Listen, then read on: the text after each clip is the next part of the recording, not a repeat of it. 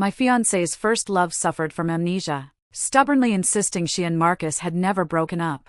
The first time, she crashed my birthday party, smashing the cake onto my head and screaming that I was the other woman. The second time, armed with a baseball bat, she smashed our home, which I had personally decorated, to pieces. The third time, during Marcus's and my wedding, she broke through security, brandishing a knife, and severely injured me. I raised my bleeding hand and shakily dialed 911, but Marcus snatched the phone away and hung up. I thought he was going to tell me to tolerate it again. The next second, his eyes filled with hatred. He quickly walked towards Tiffany, grabbed her by the throat, and dragged her out. If you're sick, then stay in the psychiatric hospital. Don't ever think about coming out again. The worry in my heart finally subsided, and I closed my eyes, fainting. When I woke up again, I searched the hospital room for him, but my phone screen lit up at that moment. I instinctively tapped the video, seeing two pale bodies intertwined on the bed. Tiffany bit fiercely into Marcus's shoulder.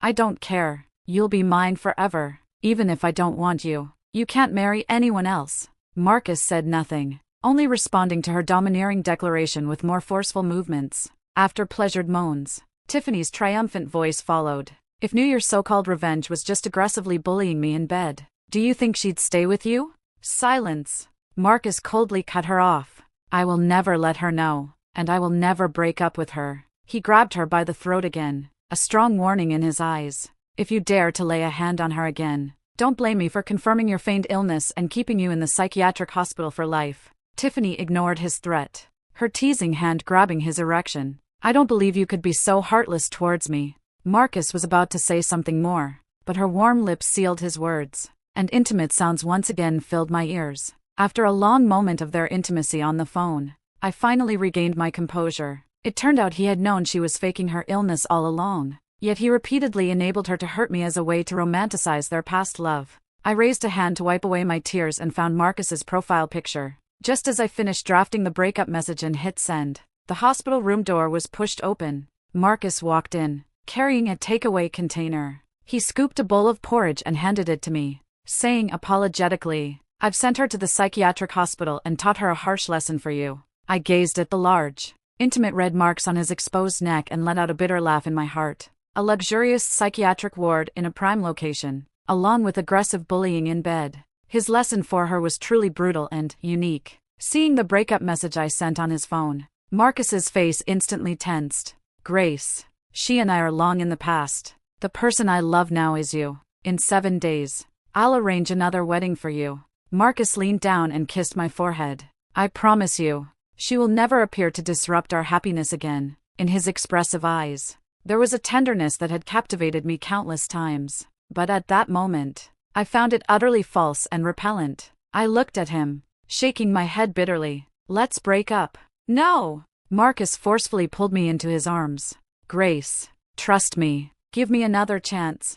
This time, I'll cut ties with her completely and never let her hurt you again. Marcus leaned in to kiss my lips, but before he could, his phone suddenly rang, interrupting him. What? She jumped. The next second, Marcus panicked and rushed out the door, not even having time to say goodbye to me. The hospital room door swung open and slammed shut with a violent thud, shattering the last glimmer of hope I held for him. Watching his receding figure, I softly murmured, goodbye, to the 5 years of my misplaced heart. Lowering my head, I noticed a spreading crimson stain on the front of my clothes. Realizing my wound had reopened, I quickly pressed the call button. After waiting for a long time with no doctor in sight, I forced myself out of bed despite the pain to find someone, only to be roughly knocked down just as I stepped out the door. Sorry, I'm in a hurry. Please move. A familiar deep voice reached my ears, and I looked up sharply. I saw Marcus. His face panicked, clutching Tiffany tightly as he rushed towards the emergency room.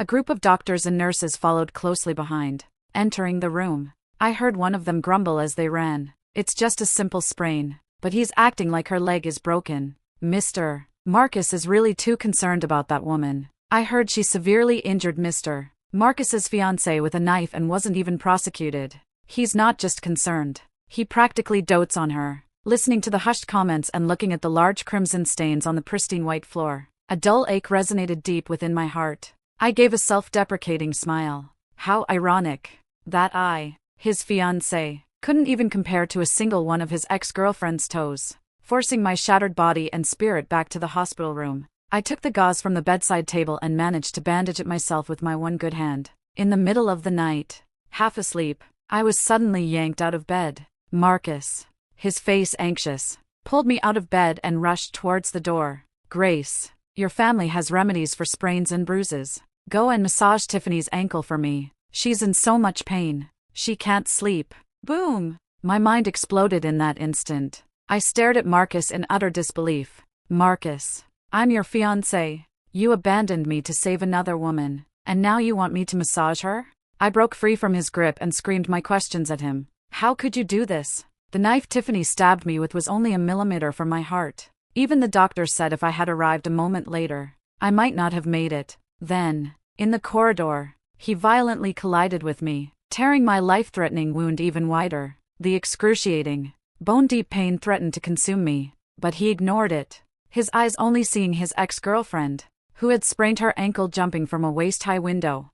The man who was always so aloof and dignified with me. A rare stiffness appeared on his face. He pleaded softly, but she jumped and got hurt because you provoked her. Wasn't it the right thing to do to treat her? I immediately retorted. You provoked her. Not me. He had someone else in his heart yet still courted me, allowed her to hurt me repeatedly, yet swore I was the one he loved most. I looked at Marcus and said coldly, am I supposed to help someone who stabbed me? Grace, am not someone to be walked all over. Marcus was taken aback again, a flicker of displeasure crossing his eyes. He turned and took out his phone. Hello. Immediately send for that renowned orthopedic specialist from a specialized clinic in the South Central region to come to Riverton. Hurry. Hanging up. He gave me a cold glance. I can't believe you're so heartless. I truly misjudged you. With that, Marcus once again hurried out of my hospital room, as if to punish me for my heartless attitude towards Tiffany. Marcus didn't appear for the next few days, nor did he send a single word. While struggling to cope alone, I constantly heard others talking about his preferential care for Tiffany. Did you hear? That woman with the sprained ankle is already better. But Mr. Marcus still insisted on flying in a renowned orthopedic specialist on his private jet to treat her, saying he's afraid she'll be permanently disabled. Another person shook their head helplessly. Some people truly have different fates. The patient in room 3, bed 4, whose heart was almost pierced, reportedly hasn't even been visited by her fiancé. After speaking, he glanced at me on the hospital bed, his eyes half pitying, half mocking. Even though I repeatedly told myself that Marcus and I were over, my heart couldn't help but ache in the face of these strange looks. To escape the comments, I walked alone with my crutches to the hospital lawn. After soaking up some sun, I got up to walk back to my room, when I suddenly heard a gasp. Look, someone's going to jump. I looked up at a second-story window. Marcus and Tiffany were struggling fiercely. If you dare to go through with the wedding with her tomorrow, I'll jump from here immediately. Glancing down at the date on my phone, I realized it was the day Marcus had promised me our second wedding. I saw panic in Marcus's eyes, but his voice was unusually firm. I can't betray Grace a second time. This wedding with her will definitely take place on schedule and without a hitch. Tiffany cried, climbed onto the windowsill, making as if to jump. At this, someone nearby scoffed. Jumping from the second floor? She's not trying to die. She's clearly putting on a show. Tiffany's face instantly flushed with shame and indignation. She jumped back down from the window and, 5 minutes later, appeared on the rooftop. She defiantly yelled down at the people below, watch closely. If I jump this time, I'll be dead for sure. She slowly edged towards the rooftop's perimeter, with more than half her body already dangling over the edge. I held my breath anxiously, my gaze fixed on Marcus behind her. Tiffany, I promise you, please come down. Just as she stepped off, a pair of strong arms swiftly pulled her back. Shedding his earlier cold determination, Marcus frantically pulled her into his embrace, his eyes filled with the thrill of having her back. Then, I received a message on my phone. Grace, an urgent company matter came up. The wedding will be postponed for another week. He still couldn't let her go. If that was the case, I would allow them to be together. I closed my eyes and quickly typed a line of text on my phone. No need. Just cancel it. After a moment's thought, I changed the bride's name for the marriage license appointment, scheduled for tomorrow, to Tiffany and sent the link directly. I wish you and her a lifetime of happiness and a beautiful family. With that, I turned off my phone and went to complete my discharge procedures. Your wound hasn't healed completely. I recommend you stay in the hospital for more rest. I thanked the doctor for his kindness but insisted on being discharged, constantly watching the man I was most deeply tied to and another woman engage in their love-hate drama. This wasn't rest. It was torture, a slow torment for both body and soul. Propping up my still weak body, I returned to our home, packed a few simple belongings, and grabbed my ID and documents. Before leaving, I took one last look at this house that I had once filled with hopes of happiness. The entryway was empty. Our wedding photo, Marcus's and mine, had originally hung there, but Tiffany had smashed it to pieces with a baseball bat before the wedding. Not just that photo, but every item in the house connected to me: photos, slippers, a water glass, all had been mercilessly destroyed by her. She said this was her and Marcus's love nest, and no trace of me or my belongings was allowed to exist. Now, she finally had her wish. I was truly leaving. Just as I pulled open the door to leave, Tiffany, leading a crowd of people, stormed in. Marcus followed behind, his face grim. I was only fulfilling my earlier promise to hold a fake wedding with you. There's no need to move all your personal belongings in. But disagreed. If we're putting on a show, we should do it properly. How can our love nest not have the bride's things? She turned and leaned closer to Marcus. Not only am I moving my things in, but I'm also going to consummate our marriage here with you. Saying this, she tiptoed to kiss his lips. Marcus, his earlobes red, was about to close his eyes when he met my gaze. He abruptly pushed Tiffany away and quickly walked to my side, whispering, "Tiffany, don't misunderstand. This wedding is for me to help her say goodbye to the past. She promised me she wouldn't bother me again after the wedding, and your personal safety won't be threatened either." I stepped back, avoiding his touch. "I told you, you can marry whoever you want. It has nothing to do with me. We've already broken up." I pushed away his obstructing hand. "Move aside. I'm leaving." Marcus froze. "Leaving? Where are you going?" I wanted to tell him that I had applied for a medical internship in Australia, and if all went well, I wouldn't be coming back. The words reached my lips, then I swallowed them back. He was a stranger to me now. There was no need for me to elaborate. Nowhere special. I'm just staying out for a few days. Marcus didn't question it, nor did he press further. "That's fine. Go clear your head for a few days. I'll pick you up after I've redecorated our home." I mumbled a perfunctory affirmation and sidestepped past him. "Stop!" Tiffany quickly caught up to me, blocking my path. She pointed at my suitcase. "This home belongs to Marcus and me. You can't take anything from it." Suppressing my anger, I explained to her, "These are all my personal clothes, which I bought with my own money." Tiffany didn't believe me and insisted on inspecting the suitcase. During the struggle, the suitcase fell to the ground, scattering its contents everywhere. Among them was an heirloom embroidered gown, handmade by my mother, a master embroiderer, before she passed away. Upon seeing the intricate embroidery and golden threads, Tiffany's eyes suddenly lit up. She snatched the gown before I could. "This is the wedding gown of Marcus's wife, which means it's mine. You have to leave it." Seeing her utterly unreasonable stubbornness, I could no longer hold back and said in a low voice, "I told you, these are my private belongings." I stared intently at her. "Give it back, or don't blame me for being impolite." Marcus, who had never seen me angry,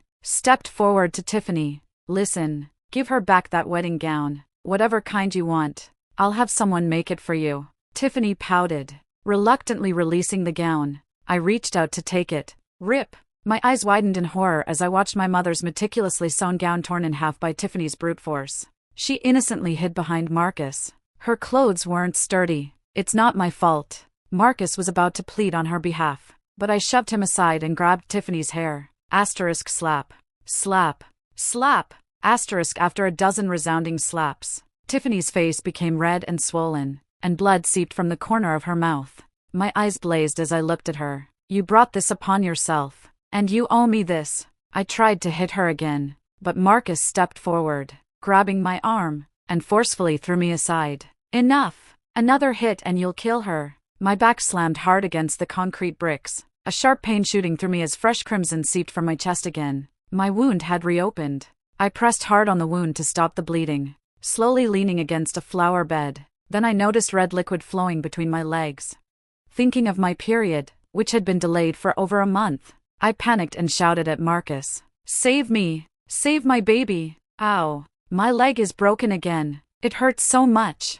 My weak cries for help were instantly drowned out by Tiffany's exaggerated screams of pain. I watched Marcus pick up Tiffany and quickly rush out, closing my eyes in despair. When I woke up again the next day, I tearfully looked at the bloody embryo, then mailed the medical report confirming miscarriage along with Tiffany's medical report. Afterwards, I took my ID and documents and luggage to the airport. On the large display screen in the waiting lounge, the wedding of the CEO of GU and his first love was being broadcast live. I glanced at the elaborately dressed bride and groom, then stepped onto the departing plane without looking back. The luxurious wedding venue, the dreamy wedding setting, was as magnificent and upscale as the one Marcus and I had failed to complete a week prior.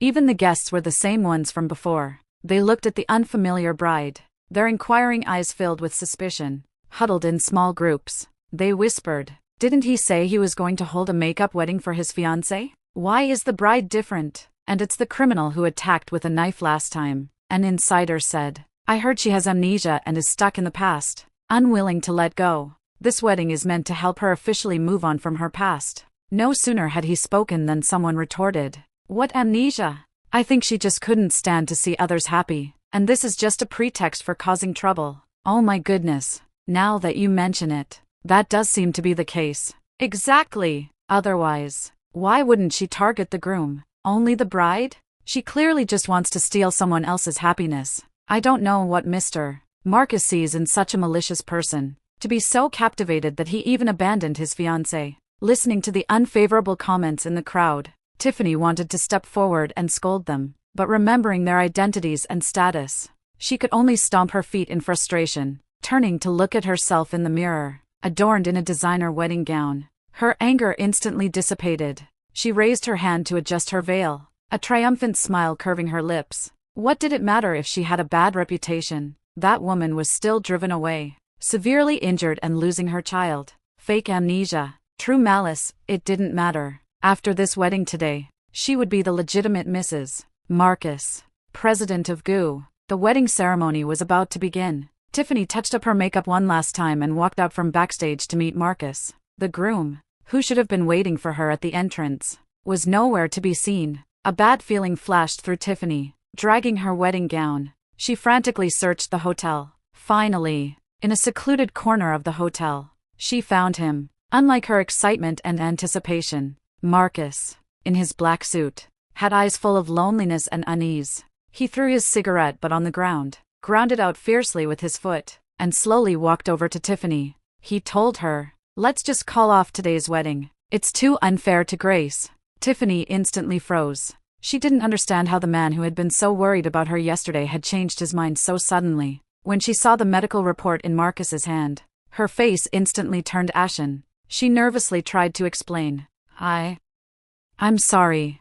I didn't mean to deceive you." Marcus had long known Tiffany wasn't suffering from amnesia, but what he didn't know was that even her diagnosis of advanced depression was a lie. Thinking of how he had pushed me down yesterday to defend Tiffany, causing me to miscarry, Marcus was filled with such remorse. He wanted to slap himself repeatedly. Yesterday, when he saw Tiffany injured, his mind instantly went into a frenzy. He immediately carried her to the hospital. By the time he had settled her down and returned to find me, I was gone, leaving only a shocking pool of crimson on the ground. Guilt and worry made him dial my phone again and again, but it kept saying the number was out of service. He thought of the times he had deliberately ignored me just days before, when I wouldn't massage Tiffany's sprained ankle. He also remembered my lonely figure, briefly glimpsed on the hospital rooftop days prior, and his absurd decision to inexplicably agree to Tiffany's fake wedding and allow her to move into our home, made him realize how many hurtful things he had done to me. So, he decided to cancel this wedding that should never have existed, and completely cut ties with Tiffany. Hearing his decision, Tiffany was instantly consumed by anger and jealousy. She cried and screamed, hitting his chest and demanding an explanation, but just stood there silently, saying nothing more. Finally, tired of hitting him and finished crying, Tiffany painfully lowered her hands and closed her eyes. When she reopened them, she looked at Marcus calmly. "Since you've decided, I won't force the issue." She slowly removed her wedding gown, then turned and walked away from him. Thud! Several black-clad figures suddenly appeared, stabbing Tiffany in the abdomen, just as I had been stabbed by Tiffany at the wedding 7 days prior. She collapsed in a pool of blood. Tiffany! Marcus's eyes turned bloodshot. He rushed over and scooped the blood-soaked Tiffany off the ground. Someone! Call an ambulance quickly! His voice hoarse. He yelled at the distant bodyguards. And those attackers. Don't let any of them get away. During the 5-hour surgery, Marcus stayed outside the operating room. When was wheeled out, he quickly went to meet her. Doctor, how is she? The knife wound is deep, but it's far from the heart. She'll recover in a few days. The doctor paused, then added, but Tiffany's baby couldn't be saved. What? Tiffany was pregnant too? And she lost the baby? Thinking of losing 2 babies within just 2 days. Marcus's heart felt like it had been struck by a heavy hammer, overwhelmed by an uncontrollable pain. His eyes bloodshot. He asked the bodyguards behind him, have those attackers confessed? Who ordered them to attack Tiffany? One bodyguard stammered, Mr. Marcus. We interrogated them, and they said, Marcus, anxious for the truth, kicked the bodyguard hard in the chest. Speak up. Who was it? The bodyguard dared not hide it any longer. It was your fiancé, Ms. Grace. Hearing that I was the mastermind, Marcus's guilt and sympathy for me instantly vanished. He furiously commanded, no matter where she is, search every corner and find her for me. Yes, Mr. Marcus. The bodyguard trembled and retreated. Marcus turned and held Tiffany's hand. Don't worry. I won't let our baby die in vain. I'll get justice for you. Tiffany's eyes were swollen red. Marcus, your words are enough for me. She wiped away a tear. It's just that I hurt Grace first, and now she hired someone to harm me at my wedding. I suppose we're even. How about we let her go? When I recover, we'll have a new baby. Marcus had no idea that the usually arrogant and domineering Tiffany suddenly suggesting forgiveness wasn't because she had become understanding, but because she feared that if I were truly found, her scheme of bribing attackers to blame me would be exposed. But the more she pleaded, the deeper Marcus's guilt towards her grew, and the stronger his hatred for me became. He pretended to agree not to pursue the matter, but secretly, he sent people to constantly search for my whereabouts. My days at the medical school in Australia were busy and fulfilling. My knife wounds had mostly healed, and my heart, riddled with wounds, was slowly mending. Still, in my dreams, late at night, I would occasionally remember the undeveloped embryo, filled with a sense of wistful loss. For the past 5 years, my greatest wish was to have a warm home with him and then a lovely, healthy baby. I always thought he and I would last forever, until Tiffany's reappearance, until I saw her amnesia diagnosis. She hysterically screamed that I was the other woman, saying I stole her happiness. I felt terrible and wronged, and I argued loudly, but stopped me repeatedly, saying, Grace, Tiffany is sick.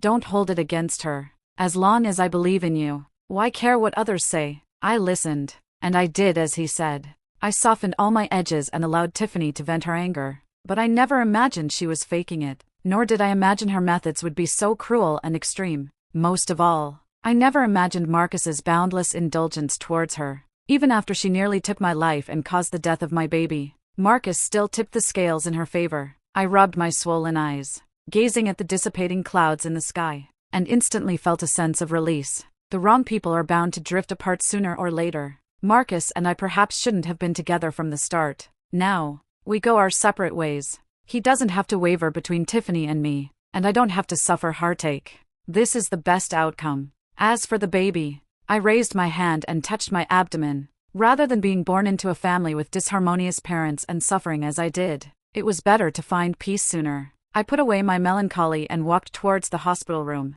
when a familiar voice suddenly echoed behind me. Grace! I stopped and turned around. I saw Marcus, looking worn from travel, staring at me with eyes full of hatred. Seeing me look at him calmly, Marcus, who had a million questions to ask, suddenly didn't know how to start. In truth, he had also lied that day. He wasn't entirely searching for me just to get justice for Tiffany. He had his ulterior motives. He didn't believe I would abandon him and go to a faraway land. He wanted to confront me in person. He also wanted to tell me that his special care for Tiffany was just an old habit, and that the person he loved and wanted to grow old with was always me. After calming himself down, he spoke to me. Grace, come back with me. He stepped forward and took my hand. I'll convince Tiffany to let go of the past. We can start over, okay? I looked at his presumptive gaze, and a surge of anger rose within me. I shook his hand off. Marcus, we are over. There's no going back. From the first time he allowed Tiffany to hurt me, from the moment his heart wavered between her and me, he and I were completely over. I advised him. The past 5 years were indeed beautiful, but that's all in the past. I hope you'll also look forward and maintain the last shred of dignity for this relationship. Marcus listened, looking at me as if he didn't recognize me. Grace, are you really breaking up with me? You're so heartless. He suddenly exploded in rage. I don't agree. He grabbed my arm and started dragging me out. You hired someone to stab Tiffany and caused her to lose her baby. You must come back with me and give her an explanation. He used the attack on Tiffany as an excuse, attempting to force me to return with him. I was completely bewildered. What stabbing? What baby? I don't understand what you're talking about. Looking at the gruesome knife wound on my abdomen, I had considered retaliating at their wedding, but I hadn't. It wasn't kindness. I simply didn't want any more entanglement with those two, so I chose to forgive and let go. I vehemently denied it, but Marcus didn't believe me. Even the culprits identified you. You still won't admit it? It can't be that Tiffany staged it herself, can it? No matter how bad or malicious she is, she wouldn't joke around with her own child. He stubbornly dragged me into the car. Just as he was about to start the car, a team of patrol officers passed by. Help! I shouted in English, and they quickly stopped Marcus. Unlike his influence didn't extend here, where he couldn't act with impunity. After a harsh interrogation and warning, he reluctantly let me go. I rubbed my wrist, which throbbed from his grip, and quickly ran away from Marcus. After a few steps, I stopped again, thinking of the other things I had discovered while investigating Tiffany's condition. I kindly warned him, I'm afraid your first love still has secrets you don't know about. You'd better investigate her. I wasn't being kind by reminding him not to be deceived by her. I just didn't want Tiffany to frame me again, and I certainly didn't want Marcus to keep bothering me. Marcus was processing my words when his phone suddenly rang. It was one of his bodyguards. Mr. Marcus, MS. Tiffany has been stabbed again. What? Who is so audacious? And how deep was his grudge against Tiffany? To attack her repeatedly? Marcus immediately thought of me, and was instantly overcome with regret. He hit his head fiercely. Marcus, you fool! You actually thought that woman wouldn't be so ruthless before, and even tried to excuse that malicious woman. Listening to Tiffany's heart-wrenching cries of pain on the phone, Marcus stared at my receding figure and vowed fiercely, Grace, when I come back for you, I will make you pay 1,000 times over. Marcus quickly returned to the country, learning that Tiffany's uterus was damaged, and she'd never be able to conceive again. He crushed his water glass. Catch the culprits. Once we have their testimony, immediately file a police report. He promised Tiffany, don't worry, no matter the cost, I'll make sure Grace rots in prison. He thought Tiffany surely wouldn't soften again this time, but to his surprise, she still insisted on forgiving me. Marcus, it was my fault. I shouldn't have feigned amnesia to sabotage your relationship and repeatedly hurt her. Let this be heaven's retribution for me. Please don't keep pursuing Grace. Marcus was once again puzzled by Tiffany's unusual behavior. He stared fixedly at the woman before him, who was unreasonably kind, and suddenly remembered what I had told him. He quietly called his subordinates. Find a few more people and investigate Tiffany's past 5 years. Soon, Tiffany's past life after breaking up with Marcus was thoroughly exposed. Looking at the files and reports before him, Marcus once again regretted his foolishness. He furiously smashed everything in the room to pieces. You despicable woman. You've deceived me so cruelly. It turned out that Tiffany hadn't broken up with Marcus years ago because of depression. She had started a new relationship with a foreign man. During her 5 years abroad, Tiffany had numerous boyfriends, but without exception, all of them swindled her out of money and sexually exploited her. Hearing that Marcus and I planned to marry, a resentful Tiffany immediately thought of feigning amnesia and came back to the country to steal him from me. As for the baby in her womb, it was her last black boyfriend's. He demanded she keep it, but she found him too poor and secretly ran away. Enraged, the man pursued her to the country and hired people to stab her at the wedding, causing a miscarriage. Tiffany feared the truth would come out, so she secretly bribed the assailants, making them blame me as the instigator. While covering up her promiscuous past, she also smeared my name, hoping to make Marcus despise me. But she never expected that the man was still not satisfied and attacked her again, personally stabbing her uterus all the way through. The man was soon apprehended. He wouldn't be swayed by Tiffany's lies and frankly admitted to Marcus that he was responsible for both attacks. Thinking of her numerous deceptions and betrayal from years ago, Marcus's eyes blazed with rage as he instructed his subordinates. "Someone, take this woman away." Under the bodyguard's torment, Tiffany's body was utterly broken, and her mind began to unravel. She not only forgot her past with Marcus but even forgot who she was, finally validating her original lie about amnesia. After handling everything, Marcus once again came to Australia. He stood before me, looking utterly broken, no longer with his former haughty and distinguished demeanor. He wept as he confessed his remorse to me. "Grace, I was wrong, completely wrong." He repeatedly slapped his own face. "I betrayed our relationship, and I caused the death of our baby." I just watched him coldly, neither speaking nor stopping him. He panicked. He dropped to his knees before me. "Grace, please, don't ignore me, and don't give up on me." He took out his phone and showed me photos of our home. "Look, this is our home. I've restored everything to its original state." In the photos, all of Tiffany's belongings in our home had been thrown into the trash, leaving no trace behind. My items that Tiffany had destroyed, Marcus had all repaired, and if they couldn't be repaired, he had new ones custom-made. Our wedding photo, intimately embracing and kissing, had been rehung in the entryway. Not just there, but photos of us together were everywhere in the house. Hugging, gazing into each other's eyes, by the sea, hiking. Each photo documented all the memories and happiness of our past 5 years. He anxiously asked, "Grace, have you forgotten all of it? How happy and in love we were. If only you come back. I'll transfer all my assets to you. I swear I'll never betray you again." I remained silent. Love that arrives too late holds little value. Even if a broken heart is patched up, scars remain.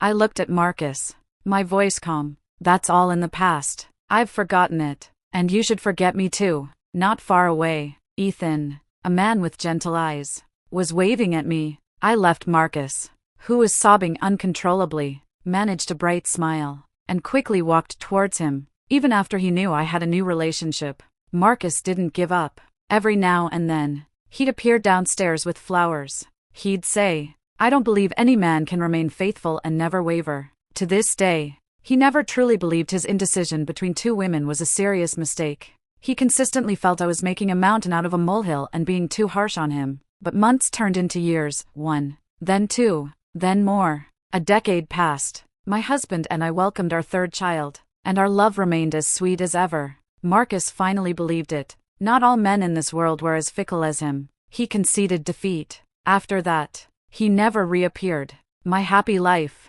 however, continued as always, uninterrupted. Thank you for watching this video. If you have any thoughts about this story, feel free to share them in the comments section. Here is Roses and Love, sharing stories about marriage and women every day. See you tomorrow.